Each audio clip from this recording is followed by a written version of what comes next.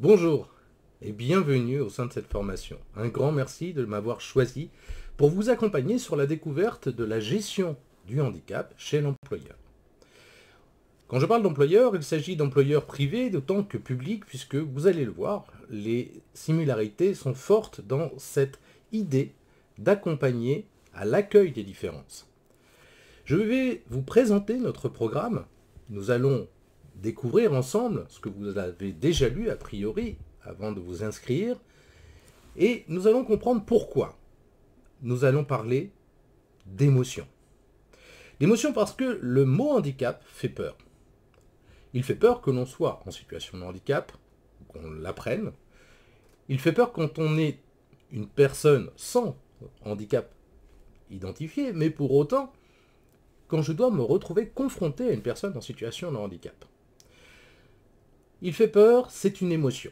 Ces émotions, nous les avons chacune et chacun, et il est important de bien comprendre ce que ces émotions viennent chercher en nous, ce qu'elles viennent faire bouger chez soi. Puisque émotion, émovere, est du latin tiré, et donc nous amène à bouger, à agir. Autant avoir conscience de ces émotions, de bien les comprendre, de bien comprendre ce que sont ces messages pour pouvoir se gérer soi au mieux et d'aller vers les autres avec beaucoup plus de sérénité. Sans doute me voyez-vous venir. Une personne en situation de handicap est d'abord et avant tout une personne. Et cette personne, tout comme vous, vit ses émotions. Tout comme vous, a besoin d'être reconnue dans ses émotions et dans ce qu'elle est. Et c'est pour cela que nous allons traverser ce chapitre introductif afin de se donner les moyens de bien comprendre la situation dans sa globalité. Partir de soi pour aller vers l'autre. C'est la base de l'écoute et du dialogue. Il sera d'abord intérieur, il sera pour vous, et ensuite il vous permettra d'aller plus facilement, plus sereinement vers les autres. Pour en ajouter et vous faciliter la tâche, nous allons découvrir ensemble ce qu'est le DISC. Le DISC, c'est une définition des personnalités selon 4 grandes couleurs, du bleu, du vert, du jaune, du rouge, qui chacun a ses dominantes, chacun a ses particularités. Nous les vivons toutes et tous, quotidiennement, à chaque instant, selon des degrés divers. L'objectif de cet outil est de vous permettre de mieux saisir pour vous-même et par rapport aux personnes qui vous entourent, ce qui va être important en termes d'axe de communication. Ce qui va être important de comprendre pour vous sans vous sentir jugé ou culpable par rapport à tel ou tel mot ou acte que vous avez exprimé. Mieux trouver les mots pour mieux communiquer, c'est tout l'objectif de ces 2 premiers grands modules.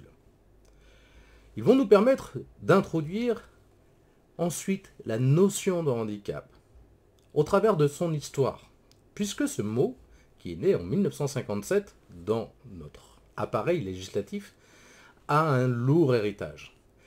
Ce mot fait peur, je le disais en préambule, et il fait peur pour une raison qui est simple, c'est qu'il regroupe énormément d'éléments de notre société, des représentations, des jugements que nous pouvions avoir alors, et qui sont bien présents toujours. Et c'est pour ça qu'il est important de le comprendre. La première des phases pour affronter sa peur, avoir le courage d'être, eh bien c'est de savoir. Pour savoir, nous allons remonter le temps, nous allons retravailler autour de 2 événements principaux, le taylorisme, dans un premier temps, les issues de la Première Guerre mondiale dans un second temps, et nous allons voir tous les impacts que ces 2 événements majeurs ont eu sur notre représentation du mot handicap.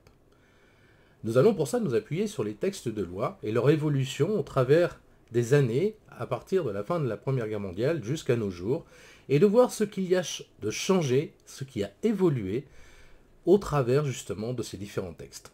Vous allez voir, c'est édifiant. Nous allons ensuite travailler plus précisément, une fois ce grand travail réalisé, sur les chiffres. Les chiffres du handicap, pourquoi ? Eh bien parce qu'il y a beaucoup de représentations, nous l'avons vu préalablement, mais il y a beaucoup de fantasmes aussi autour de ces fameux chiffres. Il est important de mieux comprendre ce que représente la population en situation de handicap en France, ce qu'elle a de particulier, tant pour les personnes qui sont concernées que pour ceux qui les entourent, à commencer par les aidants.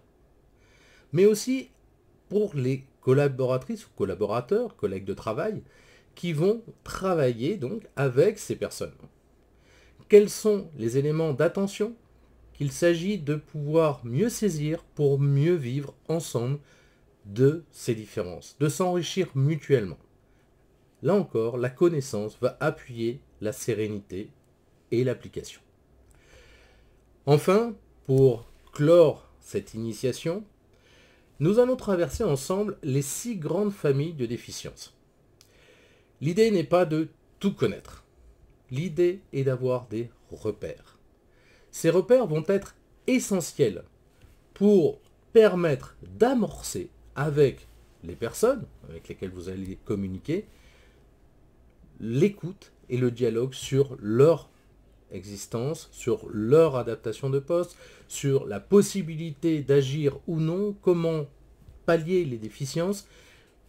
L'idée n'est pas de tout connaître, mais d'en connaître suffisamment pour être serein dans le questionnement. L'objectif de fond de toute cette formation est de vous ouvrir à ce qui est la notion de handicap et de pouvoir agir avec les personnes de manière pleine et entière, sans préjugés, sans juger.